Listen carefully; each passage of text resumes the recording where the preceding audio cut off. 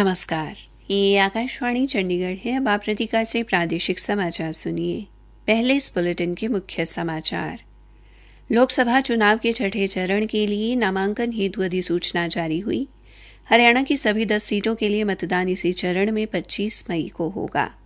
हरियाणा में भारतीय जनता पार्टी के गुरुग्राम लोकसभा क्षेत्र से प्रत्याशी राव इंद्रजीत सिंह ने अपना नामांकन पत्र दाखिल किया। हरियाणा में नामांकन प्रक्रिया शुरू होते ही चुनाव प्रचार तेज हुआ। विभिन्न दलों के प्रत्याशियों ने भारी जनसमर्थन मिलने का दावा किया। अमेरिका के विभिन्न राज्यों में मवेशियों व दूध में इन्फ्लुएंजा वायरस मिलने के बाद केंद्रीय स्वास्थ्य मंत्रालय ने देश में वर्तमान स्थिति का आकलन किया। जननायक जनता पार्टी ने लोकसभा चुनाव के लिए अपने प्रत्याशियों की दूसरी सूची जारी की और करनाल विधानसभा सीट पर उपचुनाव के लिए राजेंद्र मदान को प्रत्याशी घोषित किया। अब समाचार विस्तार से।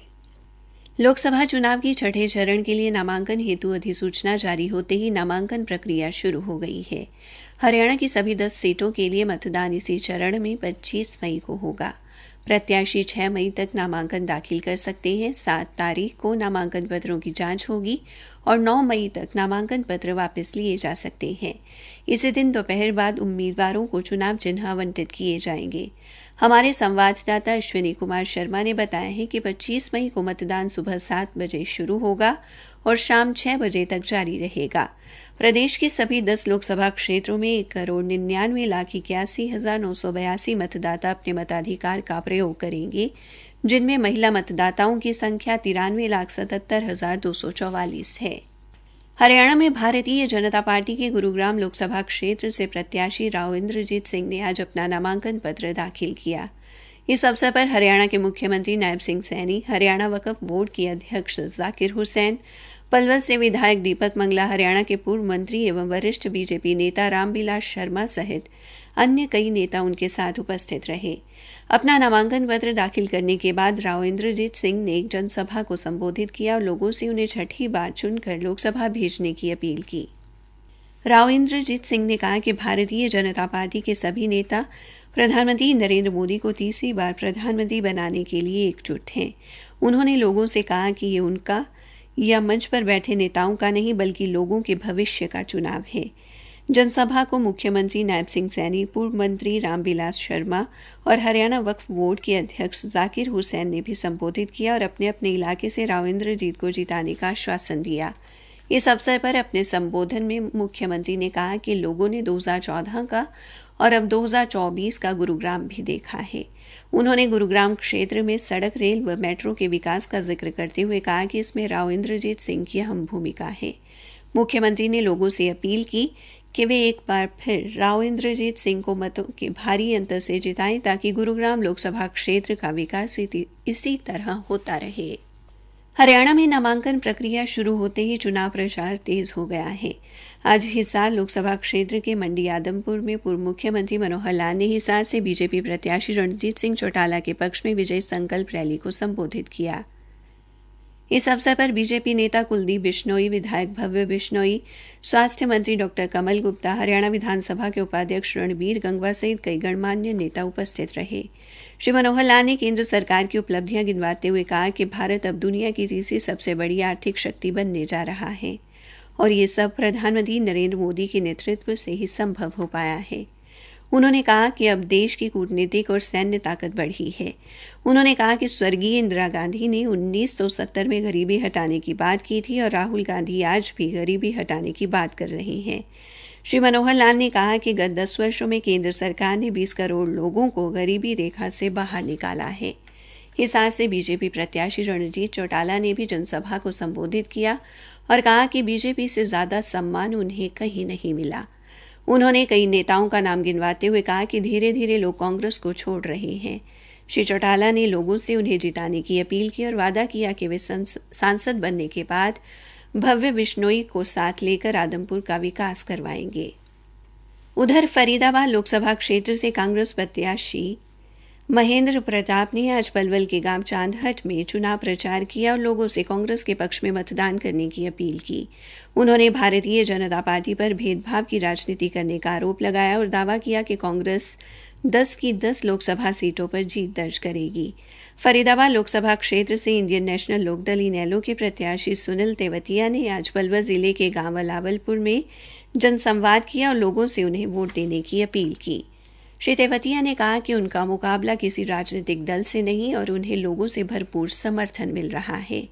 भिवानी महेंद्रगढ़ संसदीय क्षेत्र से कांग्रेस व इंडी गठबंधन के प्रत्याशी रावदान सिंह ने आज भिवानी में लोगों से संवाद किया। उन्होंने कहा कि भिवानी महेंद्रगढ़ क्षेत्र में औद्योगिक विकास, पेयजल एवं सिंचाई के लिए पानी की कमी को दूर करने के लिए बड़े स्तर पर काम करने की जरूरत है।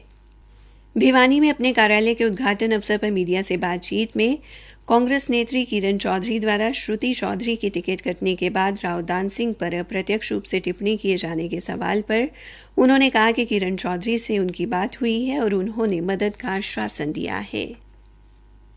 प्रादेशिक समाचार आकाशवाणी चंडीगढ़ से प्रसारित किए जा रहे हैं। केंद्र सरकार राज्यों में मौसमी इन्फ्लुएंजा की बारीकी से निगरानी कर रहा है। अमेरिका के विभिन्न राज्यों में मवेशियों और दूध में एवियन इन्फ्लुएंजा वायरस का पता चलने की रिपोर्ट के बीच केंद्रीय स्वास्थ्य मंत्रालय ने देश में वर्तमान स्थिति का आकलन करने के लिए राज्यों और केंद्र शासित प्रदेशों के साथ एक समीक्षा बैठक की। हालांकि अभी तक देश के किसी भी हिस्से में मौसमी फ्लू के मामलों में कोई असामान्य चिंताजनक वृद्धि नहीं हुई है। जननायक जनता पार्टी ने लोकसभा चुनाव के लिए अपने प्रत्याशियों की दूसरी सूची जारी कर दी है। इस सूची में 5 प्रत्याशियों का नाम घोषित किया गया है। पार्टी के राष्ट्रीय संगठन सचिव राजेंद्र लिदानी द्वारा जारी सूची के अनुसार अंबाला लोकसभा क्षेत्र से किरण पुनिया, कुरुक्षेत्र से पालाराम सैनी और करनाल से देवेंद्र कादियान को चुनाव मैदान में उतारा गया है। वहीं सोनीपत लोकसभा क्षेत्र से भूपेंद्र मलिक और रोहतक से पार्टी के युवा प्रदेशाध्यक्ष रविंद्र सांगवान को प्रत्याशी घोषित किया गया है। पार्टी ने करनाल विधानसभा सीट पर उपचुनाव के लिए अपने प्रत्याशी की घोषणा कर दी है। राजेंद्र मदान मुख्यमंत्री नायब सिंह सैनी के प्रतिद्वंदी के तौर पर चुनाव लड़ेंगे। उल्लेखनीय है कि जननायक जनता पार्टी द्वारा प्रथम सूची में सिरसा, हिसार, गुरुग्राम, फरीदाबाद और भिवानी महेंद्रगढ़ लोकसभा क्षेत्र से प्रत्याशियों की घोषणा की गई थी। निर्वाचन आयोग की ओर से नियुक्त किए गए वह पर्यवेक्षक सत्यनारायण ताखर ने आज रोहतक में कहा कि चुनाव आयोग के दिशा निर्देशानुसार आदर्श आचार संहिता की अनुपालना सुनिश्चित की जाएगी। अगर कोई आदर्श आचार संहिता का उल्लंघन करेगा तो उसके खिलाफ जनप्रतिनिधि अधिनियम के तहत कार्रवाई अमल में लाई जाएगी। उन्होंने कहा कि निष्पक्ष एवं स्वतंत्र तरीके से चुनाव कराना ही उनकी प्राथमिकता है। आज ही रोहतक पहुंचे श्री ताखर ने कहा कि चुनावी खर्च से संबंधित अगर किसी व्यक्ति या दल को कोई शिकायत है तो वो सिंचाई विश्राम गृह में उनसे संपर्क कर सकता है। सोनीपत में 26 से 28 अप्रैल तक आयोजित हरियाणा राज्य पावर लिफ्टिंग प्रतियोगिता में हिमांशी ने 47 किलोग्राम व रिधिमा ने 57 किलोग्राम भार वर्ग में रजत पदक, जबकि काजल ने 43 किलोग्राम, संजना ने 57 किलोग्राम और अमनदीप कौर ने 52 किलोग्राम भार वर्ग में कांस्य पदक जीता है। इस टीम ने हरियाणा राज्य में दूसरा स्थान हासिल किया है। ये सभी खिलाड़ी अंबाला शहर में राजीव गांधी के स्टेडियम में चल रही विभागीय प्रशिक्षक की भारोत्तोलन खेल नर्सरी से हैं। चरखी दादरी की जिला निर्वाचन अधिकारी व उपायुक्त मनदीप कौर ने कहा कि लोकसभा चुनाव के लिए पीठासीन व मतदान अधिकारियों के प्रशिक्षण कार्यक्रम के प्रायोगिक अभ्यास का पहला चरण कल शुरू होगा। उन्होंने कहा कि निर्धारित प्रशिक्षण कार्यक्रम अनुसार बाढ़ड़ा और दादरी विधानसभा क्षेत्र के अंतर्गत सभी अधिकारियों व कर्मचारियों का प्रशिक्षण कार्यक्रम 1 व 2 मई को जनता कॉलेज के सभागार में 2 चरणों में होगा। रोहतक के महर्षि दयानंद विश्वविद्यालय में यूथ रेड क्रॉस समिति द्वारा आयोजित 7 दिवसीय स्वास्थ्य जागरूकता एवं प्रशिक्षण शिविर आज संपन्न हो गया। समापन सत्र को कुलपति प्रोफेसर राजवीर सिंह ने मुख्य अतिथि के तौर पर संबोधित किया। अंत में मुख्य समाचार एक बार फिर।